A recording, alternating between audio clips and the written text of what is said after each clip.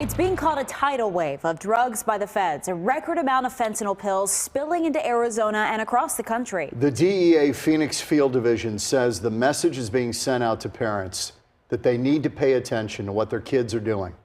Fox 10's investigative reporter Justin Lum joins us live now with new numbers released by the DEA.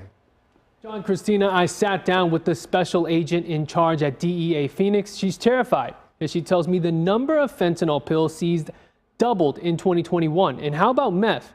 The DEA says more than 5 tons of it was seized last year, working relentlessly to keep up with the large volume of drugs manufactured by Mexican cartels. And parents are urged more than ever to keep an eye out on their kids' social media apps where drug deals can be sparked without words. Fentanyl does not discriminate. It doesn't care who you are. It doesn't care what background you're from. You're rich, poor, educated, not. Teresa Guerrero is reminded about her son constantly. Now this Tucson woman's heartbreak drives her mission to save other parents from the same pain. You think, gosh, if only he would have had Narcan, if only I would have known, and you just beat yourself up about it. But, unfortunately, that's all it is. It's just replaying in my head, quite often, not every day, but quite often. She would give anything to get time back. A chance to save her firstborn, Jacob Guerrero. On May 30th, 2020, his uncle found him unresponsive. Later, Teresa learned her son used cocaine and says it had been laced with fentanyl. Jacob died at the age of 31. He was happy, and it was really sad that he had to go at a time in his life when he was having fun.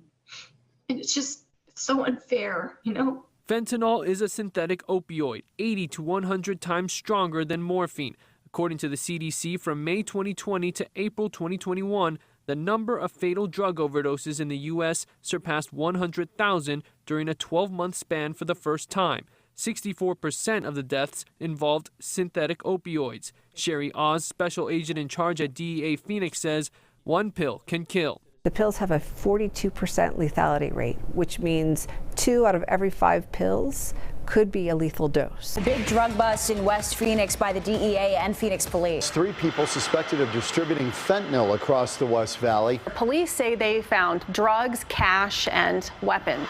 DEA today said that every 5 minutes somebody dies from a fatal overdose. In 25 years of law enforcement, I've never seen anything like this fentanyl epidemic. In 2021, the DEA seized just about 12 million fentanyl-laced fake pills in Arizona, compared to 2020's amount of 6 million. The seizures have doubled. And where Oz says most of it all is coming from, right across the southern border in Mexico. The vast majority of the fentanyl and the methamphetamine that we're seizing in Arizona is made by the Sinaloa cartel. The Sinaloa cartel uses the routes that traffic the networks through Arizona, and that's what we seize here in Arizona. The DEA says the primary supply source comes from China, but India is also providing fentanyl precursor chemicals to cartels.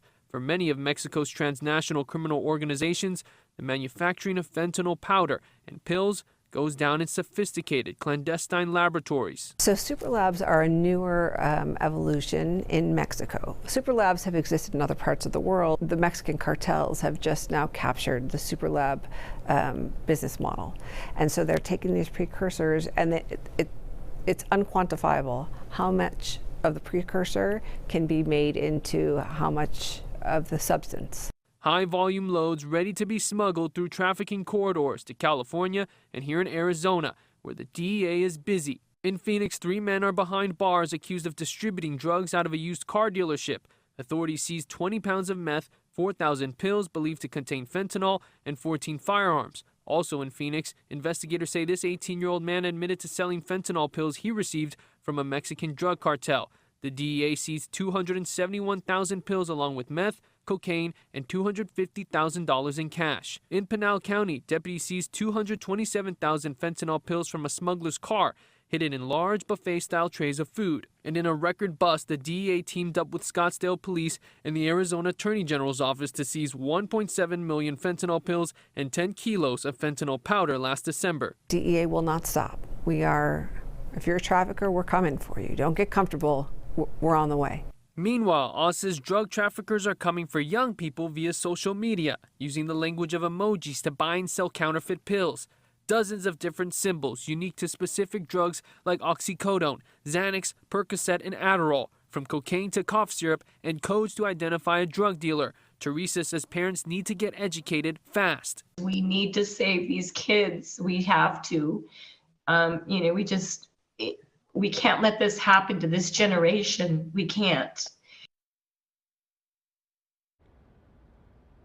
Last week, the House Judiciary Committee unanimously voted to move House Bill 2021. The legislation would create a new crime known as drug trafficking homicide, meaning if the state can prove that a person transfers a dangerous drug to someone and it causes death, it would be classified as a Class 1 felony, comparable to first or second degree murder. And if convicted, that person could face up to 29 years in prison.